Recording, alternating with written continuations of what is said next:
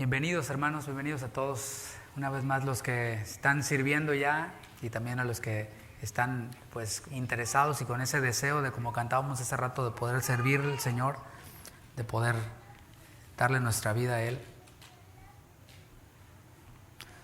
¿Ya lo tiene? Marcos 12:28, y esta enseñanza se titula Amar a Dios, servir a los demás. Amar a Dios, servir a los demás. Dice, acercándose uno de los escribas que los había oído disputar y sabía que les había respondido bien, le preguntó, ¿cuál es el primer mandamiento de todos? Jesús le respondió, el primer mandamiento de todos es, oye, Israel, el Señor nuestro Dios, el Señor uno es. Y amarás al Señor tu Dios con todo tu corazón y con toda tu alma y con toda tu mente y con todas tus fuerzas. Este es el principal mandamiento. Y el segundo es semejante, amarás a tu prójimo como a ti mismo. No hay otro mandamiento mayor que estos. Acompáñame a orar. Señor, muchas gracias. Gracias porque nos permites estar reunidos aquí, porque has, Señor, facilitado los medios para que podamos estar aquí reunidos como servidores, para que podamos estar aquí reunidos como hijos tuyos, primeramente. Nos has adoptado como tus hijos por medio de ese perdón de pecados que hemos recibido por medio de tu Hijo Jesús, pero al mismo tiempo nos has llamado a ser siervos de la justicia. Antes éramos esclavos del pecado. No teníamos otra opción sino obedecer al pecado, obedecer a nuestros deseos pecaminosos. Pero hoy, Señor, tú nos has trasladado de ese reino de las tinieblas, de la esclavitud, de la muerte, al reino de tu amado Hijo Jesucristo, en donde somos siervos tuyos por amor. Y no somos de manera obligada siervos tuyos, sino que lo somos por amor, porque es lo que fluye desde nosotros. Que esta palabra, Señor, sea para nosotros como agua en tierra seca, agua que cae en tierra seca, para que podamos fructificar, para que podamos continuar creciendo. Gracias por cada uno de mis hermanos, gracias por sus familias, gracias por la salud que les has dado a cada uno de ellos, sea cual sea la situación, por nuestros hermanos quienes están conectados. Señor, sigue obrando en sus vidas, sigue obrando en sus corazones, en la salud de Agustín y de Ana, de Alberto, de Angélica, de aquellos quienes están enfermos, Señor, o aquellos quienes, de la familia López también, Moisés, y aquellos quienes no pudieron estar aquí, pero están conectados, aquellos quienes después escucharán esta enseñanza. Gracias, Padre, por sus vidas. Bendíceles, te lo pedimos en tu nombre, Jesús, y que esta enseñanza pueda transmitirla yo con claridad. En el nombre de Jesús. Amén. Amén. Déjame te pongo en contexto un poquito de estos versículos que acabamos de leer. Antes de esto, el Señor Jesús había tenido un diálogo acalorado, o pues una discusión, por llamarle así, con una persona que pertenecía a una secta llamada los saduceos, o a un grupo llamado los saduceos. También se les conoce como sadoquitas, con Z, sadoquitas. Y la acalorada discusión que había tenido el Señor Jesús con este saduceo tenía que ver con la resurrección. La resurrección es un tema esencial, es una doctrina esencial del cristianismo. Lo vamos a ver en unas cuantas semanas más, o sea, en 2 enseñanzas más de la primera carta a los Corintios, en el capítulo 15, para que veamos cómo tiene gran relevancia, es de suma relevancia, y el Señor Jesús, por supuesto que no lo dejó como algo allí opcional. Hay cosas que son opcionales, hay cosas que son irrelevantes, pero la resurrección no es una de ellas, sino que es un tema esencial. La respuesta que Jesús le dio a este saduceo, quien no creía en la resurrección, era parte de su teología. La resurrección no existe. No sé si lo recuerdas, ese episodio en donde le dice, bueno, un hombre tenía una esposa y murió el hombre y la esposa se casó con el hermano y así, ¿no? Total que era la viuda negra, la mujer, ¿no? Se echó a varios de los esposos y dice, bueno, ¿de cuál de todos va a ser esposo esta mujer en la resurrección?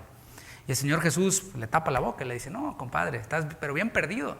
Allá no se van a casar ni a dar en casamiento, así que solteros, ahorita es el momento, ¿no? O sea, no es después. Vamos a resucitar con un cuerpo nuevo que no va a necesitar pues de este asunto de lo que tiene que ver con la intimidad, ni tampoco la reproducción, no va a ser necesaria. Así que vamos a estar plenos y llenos, así que los solteros no se preocupen, no nos va a hacer falta absolutamente nada, como no nos falta ahora. El punto es de que Jesús le tapa la boca a este saduceo con el tema de la resurrección y pues no tuvo ningún argumento para sostener su postura anti-resurrección. Sin embargo, no se ve que este saduceo y aquellos quienes se añadían a su grupo hubieran cambiado su opinión, hubieran cambiado su parecer. Y esto nos recuerda un principio que veíamos el día de ayer, de aquellos quienes se predisponen y aunque les presentes evidencia bíblica, aquí vemos al mismo Jesús dándole una razón acerca de lo que tenía que ver con la resurrección. Esta persona no estuvo dispuesta a cambiar de opinión. Así que debemos de tener cuidado, de no meternos en discusiones que de entrada sabemos que no van a llegar a ningún lado. Hay veces que personas nos preguntan cosas y suelo preguntar a veces, bueno, si te respondo con la Biblia y te doy evidencias suficientes, ¿vas a cambiar de opinión? No, pues la neta no, la verdad no. Entonces, ¿para qué? Ahorramos tiempo y ahorramos saliva, ¿no? Pero cuando alguien viene con una inquietud, con una duda genuina, pues se le explica, como lo hizo el Señor Jesús, ¿no? Y aquí vemos esta actitud de no querer recibir, de no querer cambiar la manera de pensar, de no querer cambiar su parecer. Y es entonces cuando se acerca ahora un escriba. Recuerda, el saduceo lo vamos a dejar por un ladito. Ahora se acerca un escriba. ¿Quiénes eran los escribas? Todos los conocemos, la mayoría de nosotros. En la Escritura vemos que los escribas eran aquellos quienes eran los copistas. Estaba el pergamino, no tenían app de la Biblia, no tenían el libro tampoco, sino que tenían pergaminos, y estos pergaminos pues no había copiadoras, no había PDFs, no había absolutamente nada. Entonces, ¿qué hacían? Que a mano las personas, hombres expertos y estudiados y eruditos, no era cualquier hoja de estafiate, sino que eran personas realmente cultas que copiaban los manuscritos, y manuscrito a manuscrito se iba transfiriendo a las generaciones. Así que este escriba pues era una persona experta en la ley. También los escribas eran aliados de otro grupo que eran los fariseos. Entonces tenemos saduceos, escribas y fariseos. Lo que tenían en común todos estos grupos, tanto saduceos como fariseos y como escribas, era su hostilidad contra Jesús, que eran enemigos de Jesús, se oponían a Jesús. Este escriba le lanza una pregunta a Jesús que tiene que ver con los mandamientos. Nuevamente veamos ahí los textos base, en Marcos 12:28. La pregunta tiene que ver con los mandamientos. Le dice, ¿cuál es el primer mandamiento de todos? La pregunta, mis hermanos, no es porque esperaba una respuesta que le iluminara, que le hiciera cambiar, que le hiciera aprender. No. La pregunta era para tentar a Jesús. El objetivo de esta persona, y también de los fariseos y también de los saduceos, no era aprender, sino era matar a Jesús. Ese era su objetivo. Si un enemigo no pudo atrapar a Jesús, o sea, un saduceo no pudo atrapar a Jesús, el escriba dijo, no, yo sí lo voy a atrapar. El otro no pudo, también es enemigo, pero yo voy a demostrar quién tiene la razón, quién lo puede hacer caer por sus palabras. Ellos habían ubicado, todo este grupo había ubicado 613 mandamientos en la ley, 613. 248 eran mandamientos positivos, o sea, harás esto, haz esto, ese es un mandamiento positivo, se le denomina así. Había también 365 mandamientos negativos, o sea, no hagas, no harás esto, etcétera, etcétera. Así que habían clasificado los mandamientos en número general, los negativos y los positivos, pero también estaban los mandamientos importantes y los mandamientos no tan importantes, según ellos, ¿no? El tema de debate entre este grupo de personas era cuáles eran los más importantes. Que ya clasificamos el número de mandamientos, ya ubicamos el número, cuáles son los negativos, cuáles son los positivos, y ahora cuál es el más importante. Y unos decían que unos, otros decían que otros, y ahí se armaba la discusión. Si hubieran tenido Facebook, si hubieran tenido redes sociales o Twitter, lo que sea, pues ahí sí se hubieran agarrado en Facebook para cada quien exponer cuál era el mandamiento más importante y cuál era el menos importante de acuerdo a su opinión. Así que este escriba vio que había debate y quiso continuar con el debate. El debate primero era con la resurrección y ahora dice, pues vamos a seguir debatiendo. Hay gente que le encanta estar en bronca, ¿cierto? Hay gente que le encanta estar en la bochinche, como dicen por allá en Puerto Rico. Sí, le encanta el argüende, como decimos en México, ¿no?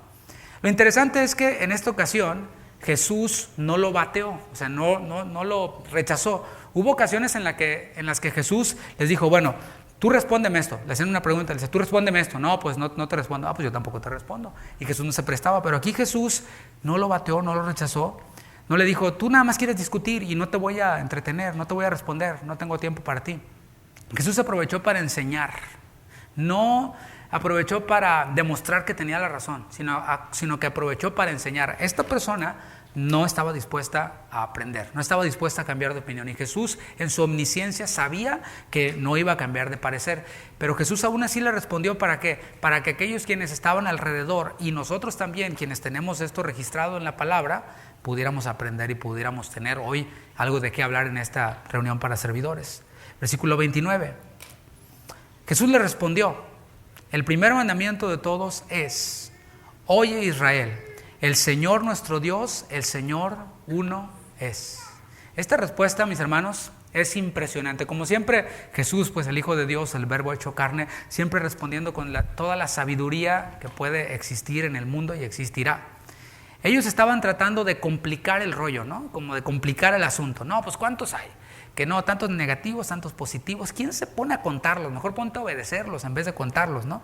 Pero, y después que cuál es el más importante y cuál es el menos importante, cuál es el más relevante, etcétera, etcétera. Pero Jesús, en vez de complicarlo, les pone una respuesta que siempre habían tenido frente a ellos. Es como cuando estás buscando las llaves por toda la casa y las traes aquí, ¿no? O cuando estás buscando el celular y estás hablando por el celular, ¿no? Oye, encuentro mi celular, ¿no? O cuando estás buscando los lentes y los traes acá arriba, ¿no? Bueno, así mismo, exactamente así, la respuesta estaba frente a ellos. Les dice, oye Israel, el Señor nuestro Dios, el Señor uno es. Todo judío piadoso, porque había unos judíos que nada que ver con la religión, pero cualquier judío piadoso conocía esta oración. De hecho, cualquier judío piadoso se levanta hasta ahora por la mañana y empieza a orar esta oración que se conoce como el Shema. Oye Israel, el Señor nuestro Dios, el Señor uno es. Shema Israel, Adonai Eloheinu, Adonai Echad. Esta es la oración. En las casas de la mayoría de las personas había una cajita, un estuche de metal, un estuche de madera, sobre la parte superior de un dintel de la puerta que contenía una copia de la Shema, de esta oración, en la forma más extensa. Ahorita yo te dije la forma comprimida, pero todos tenían esta cajita con la oración completa.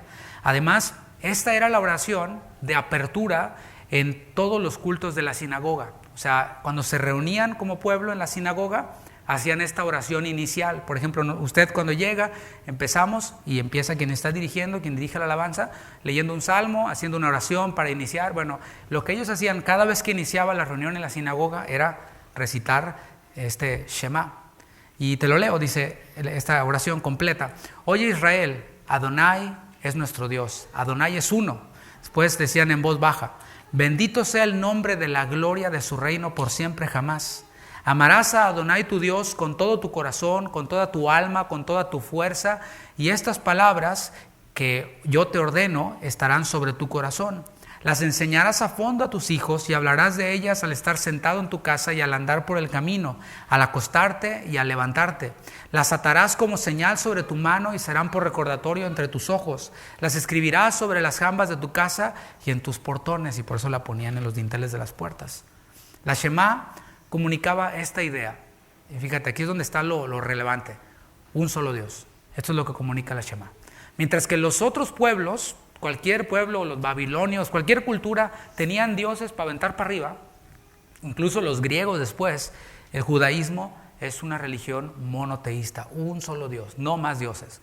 Por eso los cristianos, quienes obviamente continuamos creyendo en esto, continuamos creyendo que hay un solo Dios en tres personas, los primeros gentiles en convertirse, los griegos, decían, esos cristianos son ateos.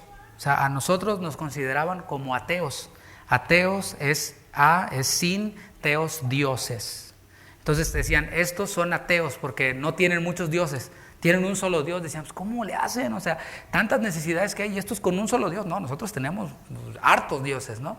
Pero así es como les decían a los cristianos, y siempre los judíos fueron raros para los demás pueblos, ¿no? Y es algo en lo que nosotros perseveramos. Versículo 30, y amarás al Señor tu Dios con todo tu corazón, y con toda tu alma, y con toda tu mente, y con todas tus fuerzas. Este es el principal mandamiento.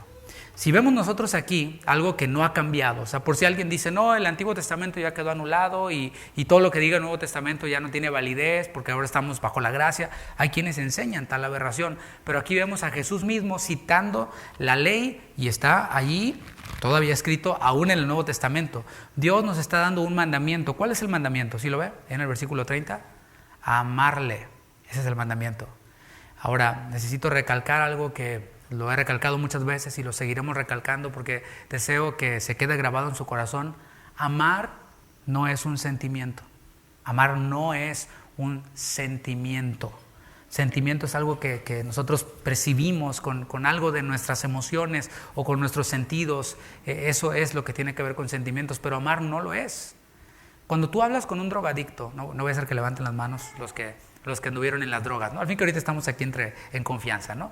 Pero cuando tú hablas con un drogadicto que ha experimentado con muchas drogas y está hablando un drogadicto con otro drogadicto, platican generalmente cómo les hace sentir la marihuana.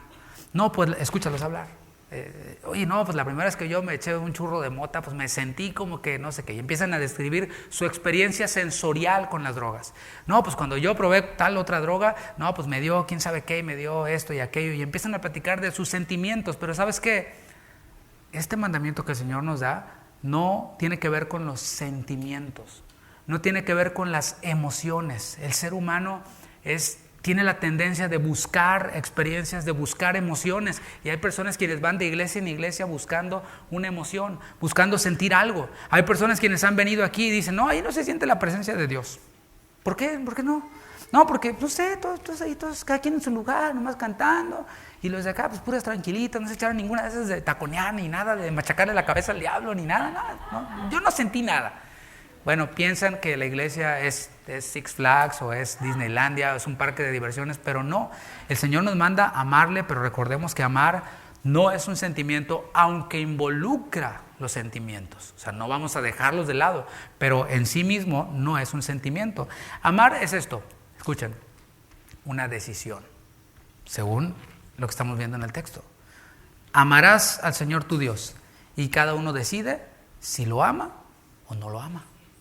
Entonces, y es importante que sepamos esto porque la palabra dice que el que no ama no ha conocido a Dios porque Dios es amor.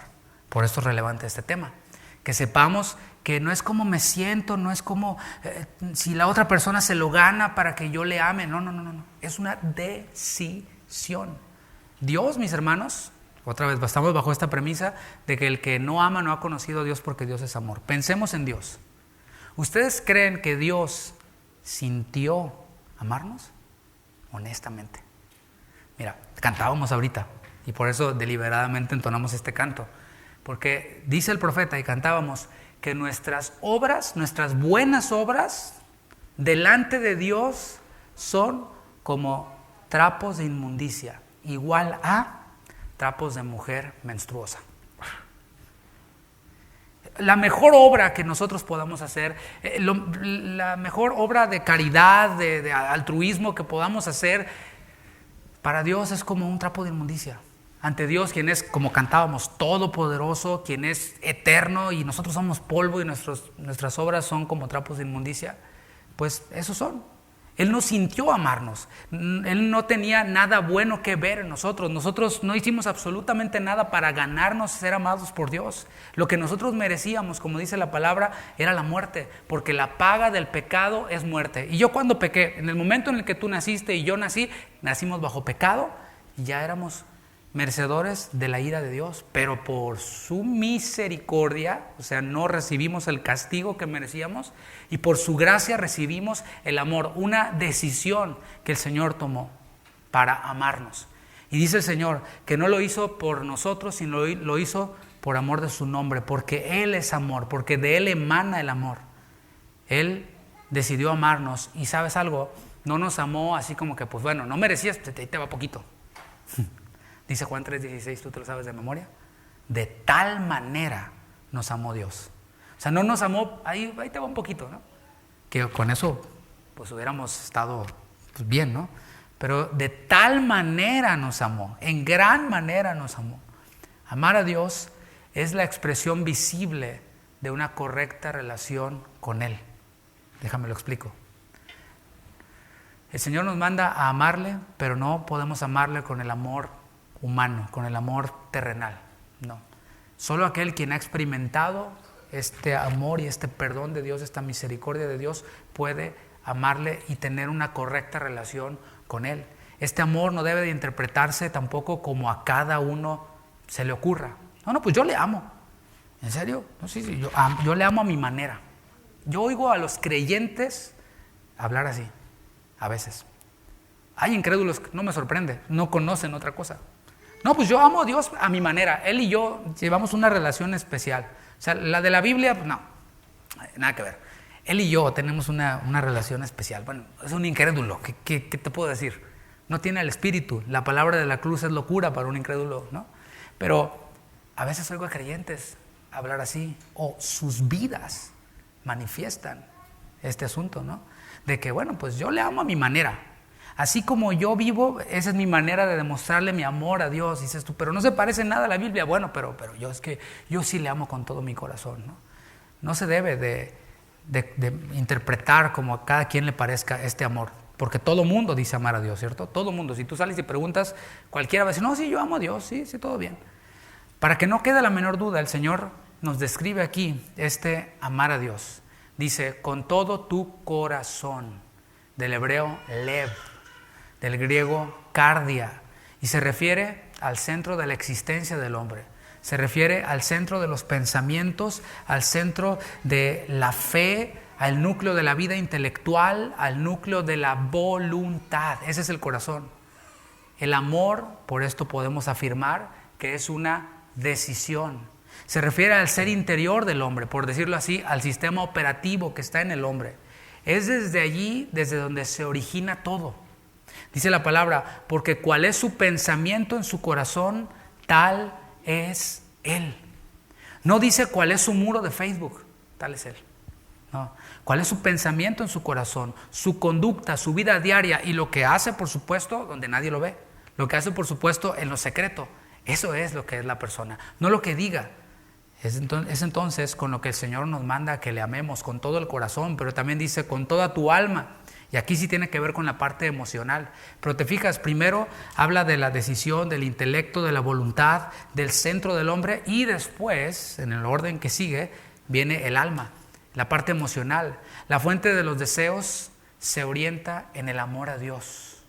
Todo lo que nosotros deseamos se conecta con esta decisión de haber amado a Dios. No sé si me estoy comunicando.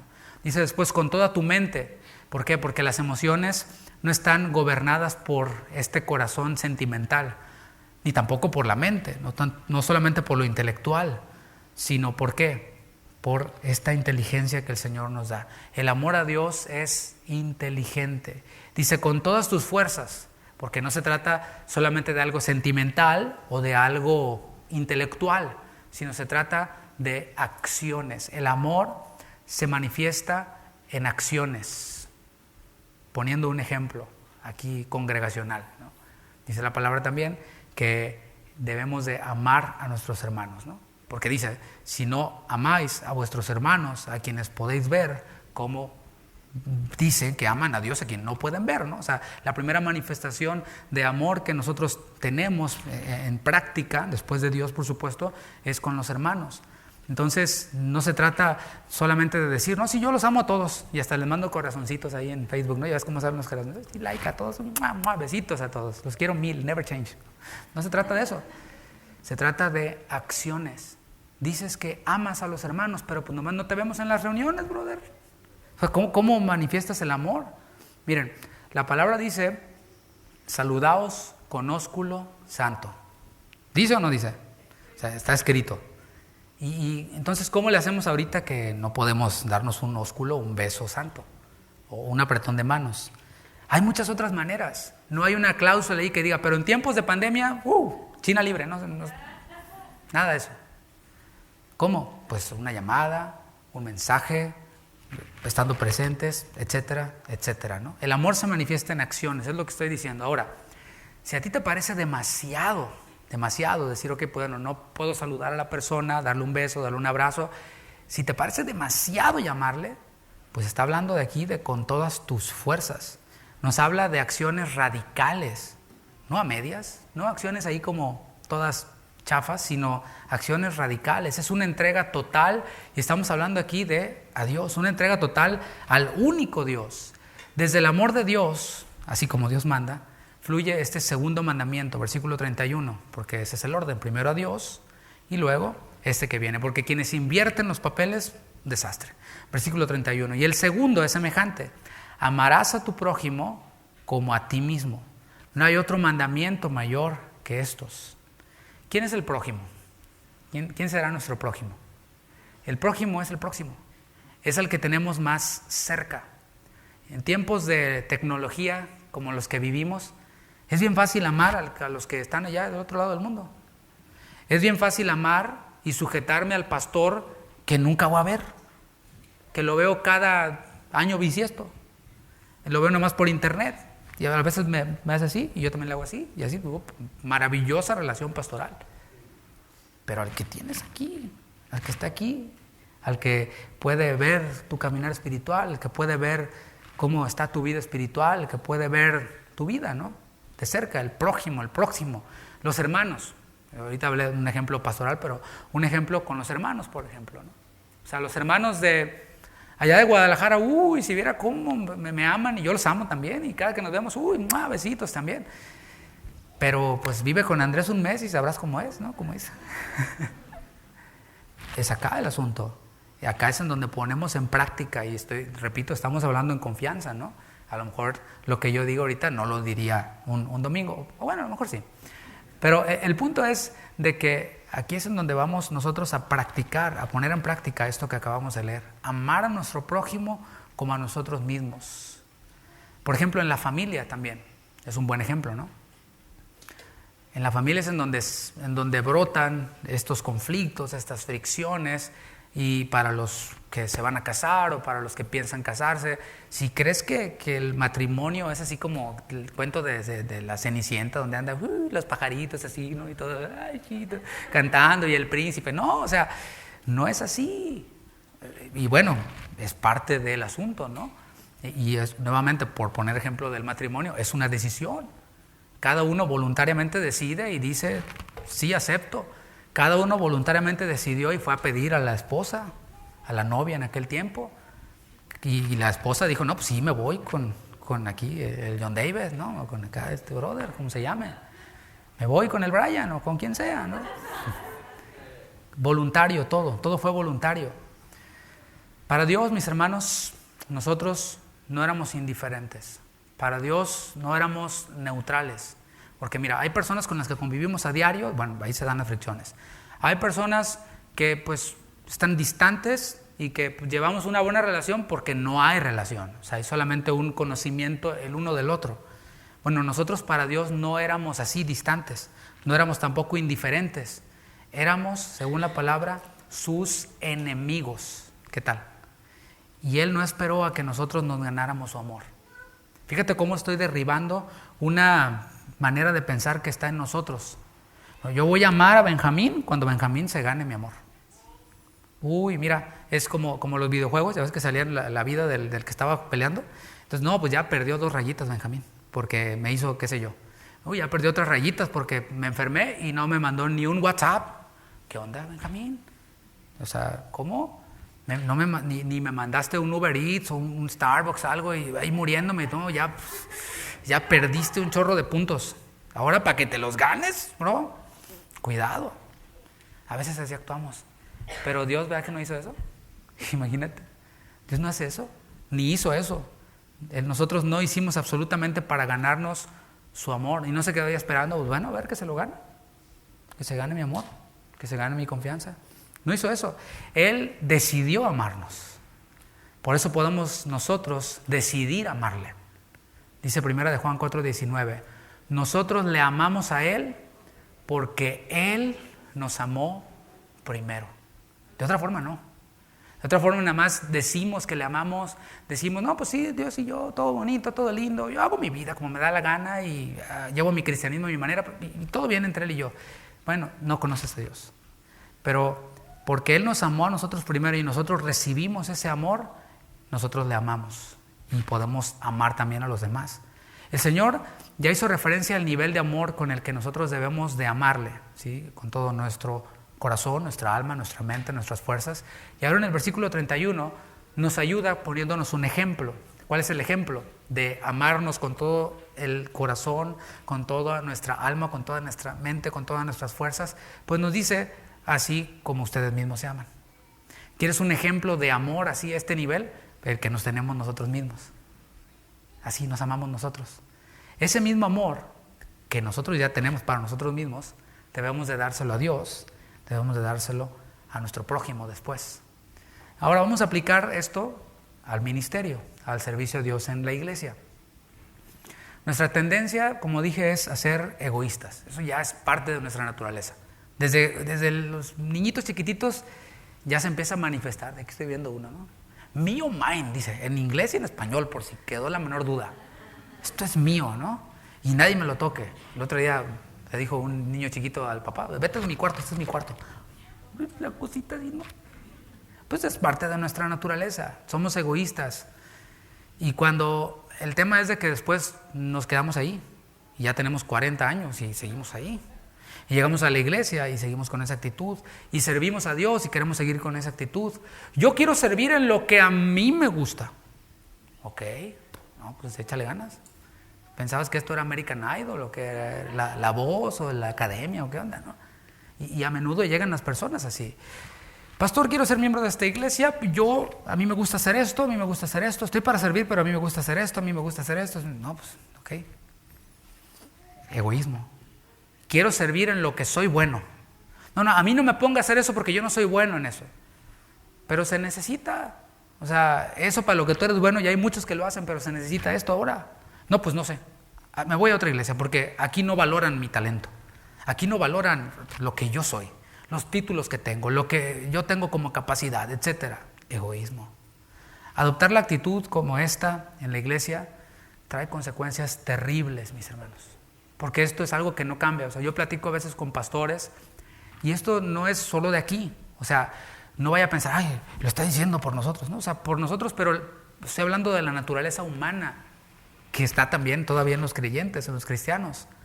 ¿Cuáles son esas consecuencias terribles que trae esta actitud y el no contrarrestarla con la palabra, con esto que estamos leyendo? Es esta.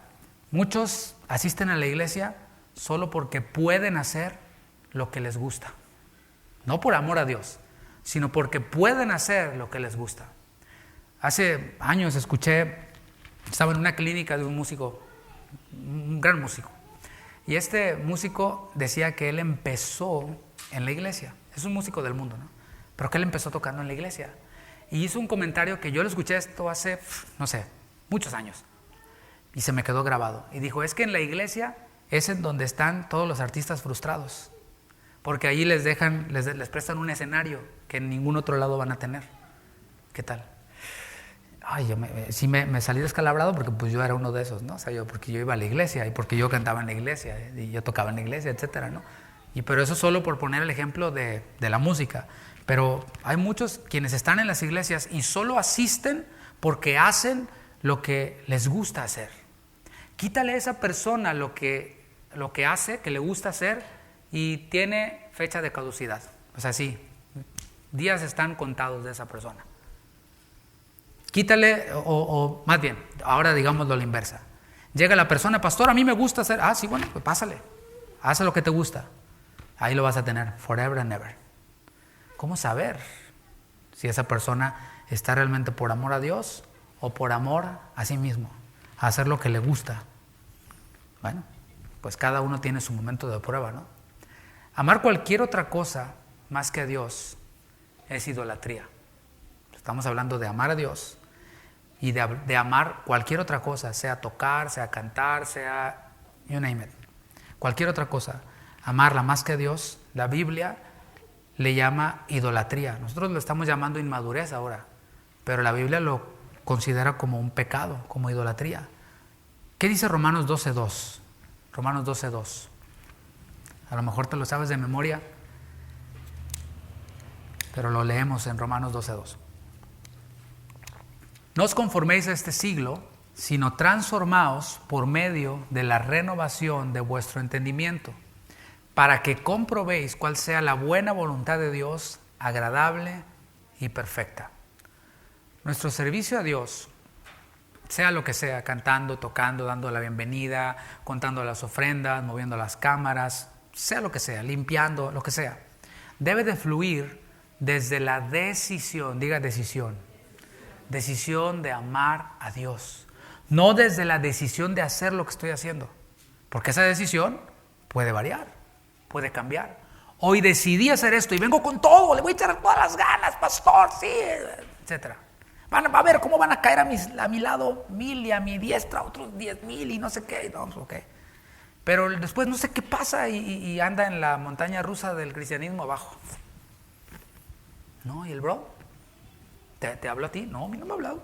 ¿A ti? No, se desapareció. ¿Fue el rapto? No, todavía no es el arrebatamiento. No. Es que anda abajo, en la montaña rusa del cristianismo, anda abajo. Pero eso fue una decisión de hacer algo. O sea, fue mi propósito de Año Nuevo. Mi propósito de Año Nuevo es que voy a servir. No. El propósito es este que cantamos hace rato.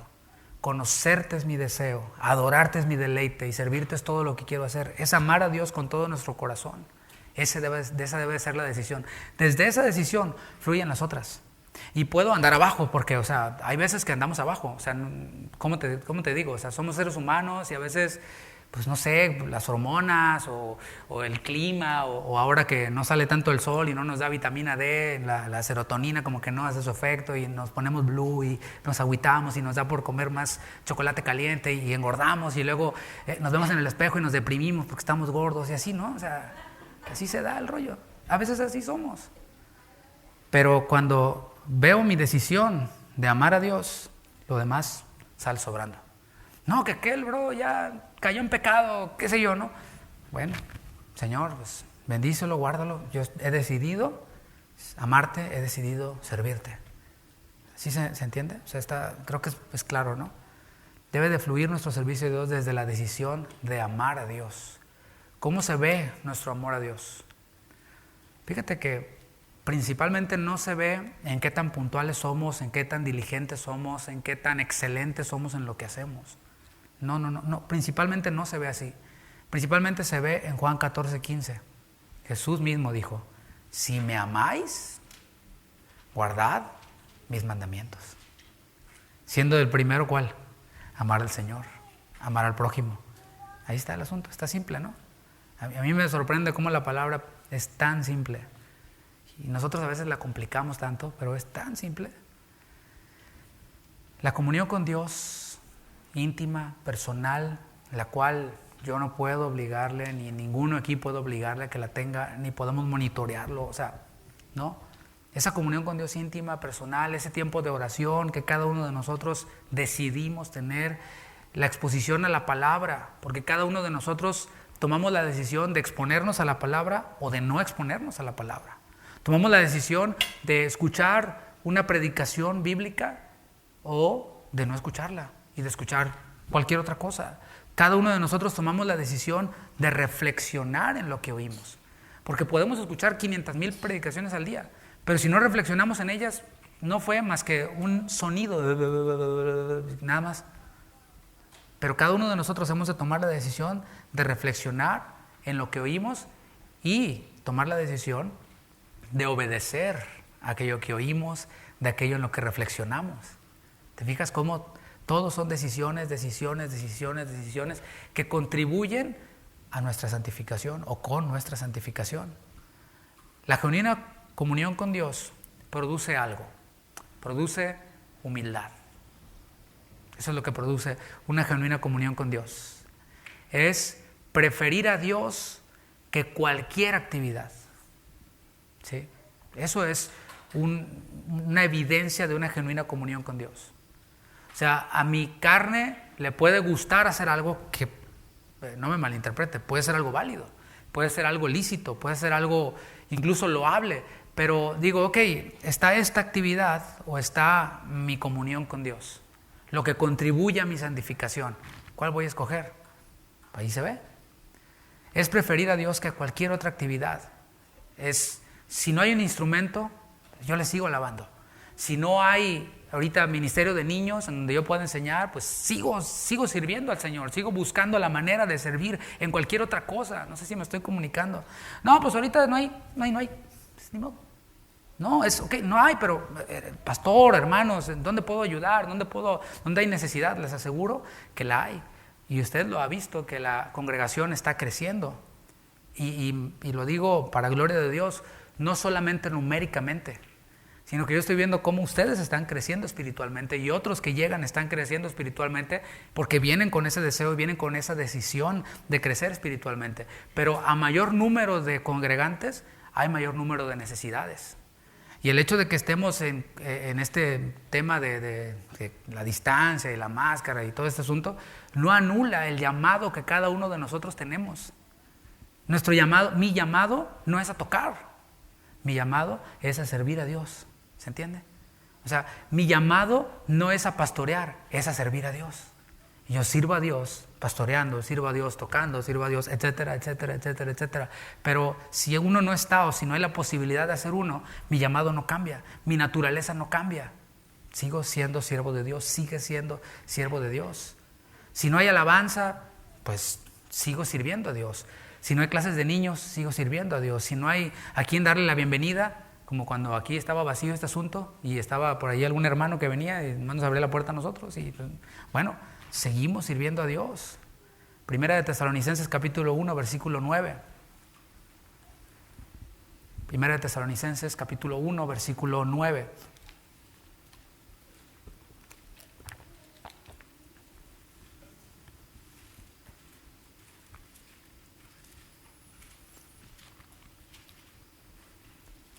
Porque ellos mismos cuentan de nosotros la manera en que nos recibisteis y cómo os convertisteis de los ídolos a Dios. ¿Para qué?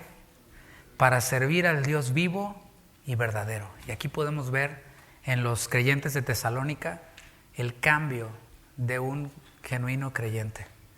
Aquel quien servía a los ídolos. Y esa palabra ídolo, idolatría, dijimos que tenía que ver con todo aquello que ocupa o pretende ocupar el lugar de Dios. Cada uno de nosotros, antes de conocer al Señor, teníamos una actividad que ocupaba el lugar de Dios. En mi caso era la música. ¿Sí? No sé en el tuyo, que las drogas o el alcohol o qué sé yo, ¿no? Cualquier otra actividad que ocupaba el lugar de Dios. Y aquí podemos ver cómo ellos se convirtieron de los ídolos a Dios, polos opuestos. Y no dijeron, pues ya no hay ídolos, ahora es Dios. No, para servirlo, para servir al Dios vivo y verdadero. La manera en la que una persona sirve refleja, número 1, al Dios que conoce y número 2, la comunión que tiene con ese Dios. ¿Qué tal? Está fuerte, ¿no? O sea, cuando ves a alguien quien es inconstante, quien es incumplido, quien es negligente, etcétera, etcétera, etcétera, en su servicio, no se trata de corregir la negligencia, de corregir la impuntualidad, de corregir, etcétera, la irresponsabilidad. Se trata de ver qué onda con su comunión con Dios, de que pueda ver, y eso la persona va a tomar la decisión. ¿Qué hay que hacer? Nada, que se siga exponiendo a la palabra, que siga oyendo la palabra y que un día le caiga la monedita que está atorada para abajo, y entonces sí, no hay cosa que yo pueda hacer, ¿sabe? Yo qué más quisiera agarrar una botella de aceite, se la echo encima, el cuerno encima, y ya sale transformado, ¿no? Ojalá fuera real todo ese tipo de cosas que hacen en las iglesias, ¿no? Y agarran el agua y le avientan, entonces ya la persona se cae y ya se levanta otra. Pues ojalá hubiera ese tipo de cosas, fueran reales, pero son puras payasadas. Tiene que la persona ser expuesta a la palabra, expuesta a la palabra. ¿Qué le dijo Pablo a Timoteo? Redarguye, reprende, exhorta con toda paciencia y doctrina, y después repítelo, y repítelo, y repítelo. Y es lo que hizo Pablo todo este tiempo, ¿no? Amar a Dios pone la base para amar al prójimo. Amar implica preferencia. Vemos estos dos términos en la Biblia, amar y aborrecer. A Jacob amé, mas a Esaú aborrecí. Está amar y aborrecer. Aborrecer no quiere decir odiar, quiere decir preferir menos. Amar es preferir más, aborrecer es preferir menos. ¿Cómo aplicamos esto en el servicio? Prefiriendo a los hermanos, funcionando como iglesia. De eso se trata. Funcionar como iglesia. Los que están, por ejemplo, en la puerta, no es como que están ahí, no, pues aquí hoy me toca servir, y no, de verdad no lo digo por nadie, ni ha sido así, gracias a Dios, ¿no? Pero imagínate que estuviera la persona y no, pues hoy me toca aquí, y ahí se aísla y está con los pies arriba y nomás se para, abre la puerta y le vuelve a cerrar. No, o sea, es preferir a la otra persona, darle una sonrisa, darle la bienvenida, ponerle sanitizer, o sea, hacerlo, demostrarle el amor de alguna manera, ¿no? Es funcionar como iglesia, es conocer a los hermanos de la iglesia local. Por cierto, ¿ya los conoces? Eso no es trabajo solamente del pastor, ¿eh? Yo conozco pastores, no de casa de oración, ni mucho menos, a lo largo de mi vida, que para ellos es como algo aplaudible que digan, uy, no, yo no me sé el nombre de toda la gente de mi iglesia. Uy, ¿quién sabe? La hermanita esa, la peludita así, qué sé yo, y ponen sobrenombres, ¿quién sabe? Como que se sienten más rockstars, como que se sienten más, ¿verdad, Pastor Rogelio? Nomás los maquillan y se suben y hablan todo bonito y se bajan y no hablan con nadie, porque me van a quitar la unción, qué sé yo, pierdo poder. Y eso los hace sentir más rockstars. Y lo peor es que hay gente a la que le gusta eso. Le gusta un pastor así, un líder así, ¿no? Pero, mis hermanos, un pastor conoce sus ovejas. Vemos que el apóstol Pablo les dijo a los ancianos de Éfeso, apacienten la grey de Dios que está bajo vuestro cuidado. O sea, ustedes saben cuáles son las ovejas que están bajo su cuidado. Tal oveja, no, pues esa es oveja, quién sabe de quién, porque pues nomás no le escribo y me dejan leído. Le llamo y no me contesta. Le saludo y se hace así como que no le vaya a pegar el COVID, ¿no? Así de aquí a 3 kilómetros. Cada uno de nosotros hemos de conocer a nuestros hermanos de la iglesia, a los nuevos que llegan, saludarlos, saber sus nombres, sus números, estar dispuestos a servir en cualquier otro ministerio. No nos va a pasar absolutamente nada. Si hay la necesidad de limpiar, pues me quito la guitarra y limpiamos. Si hay la necesidad de conectar aquí el equipo, no pasa nada. No pasa nada. Si tenemos que dejar de hacer lo que somos buenos para hacer. No, es que yo no sé, pues ahorita te enseñan cómo, pero tranquilo. Y esto es lo que nosotros podemos ver acerca de preferir a los demás. Preferir amar a los demás, a nuestros hermanos, a los de nuestra iglesia local. Así es como vemos el carácter de una persona quien sirve a Dios, de una persona quien le ama primeramente.